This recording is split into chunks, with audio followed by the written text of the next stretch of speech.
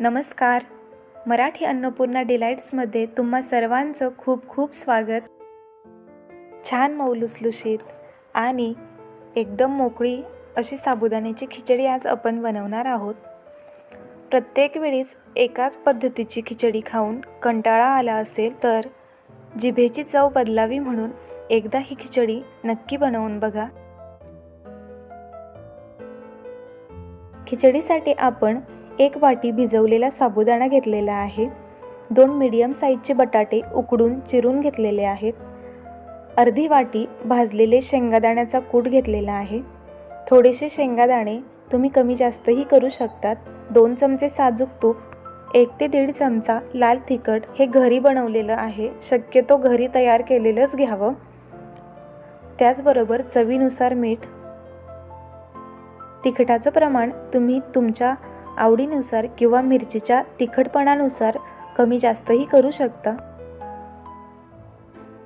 सर्वात आधी कढईत तूप टाकून घेऊया. तूप गरम झालं की यात शेंगादाणे टाकायचे. मस्त लालसर कलर येऊपर्यंत छान तळून घ्यायचे.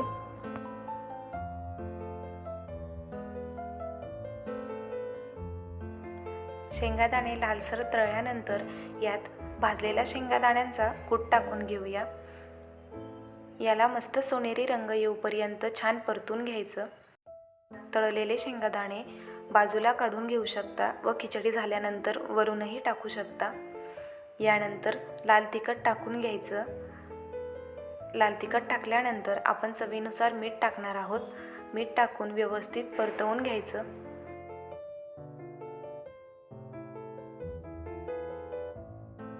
सर्व साहित्य तुपामध्ये छान खरपूस परतलेलं आहे. आता यामध्ये भिजवलेला साबुदाणा टाकून घेऊया. सुरुवातीचे 2 ते 3 मिनटं सलग असा साबुदाणा पलटवत राहायचा आहे, कारण सुरुवातीला साबुदाणा कोरडा असतो. व्यवस्थित पलटवलं नाही तर तो कढईला लागतो किंवा करपतो.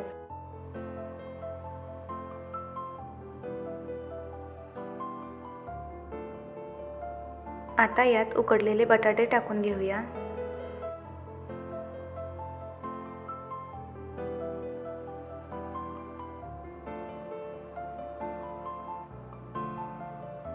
लो फ्लेम असतानाच 2 मिनिटांसाठी आपण कढईवर झाकण ठेवणार आहोत. यामुळं खिचडी छान फुलते आणि मऊ होते.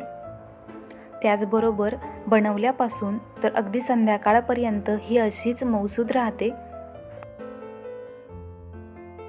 आणि इथे आपली खिचडी मस्त फुगलेली आहे. त्याचबरोबर ती एकदम मोकळी झालेली आहे, चिकटलेली अजिबात नाही.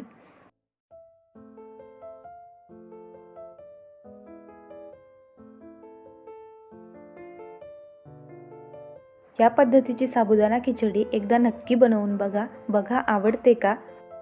व्हिडिओ आवडला असेल तर लाईक करा, शेअर करा आणि अशाच नवनवीन रेसिपी बघण्यासाठी चॅनलला सबस्क्राईब नक्की करा. पुन्हा भेटू एका नवीन रेसिपीसोबत. धन्यवाद.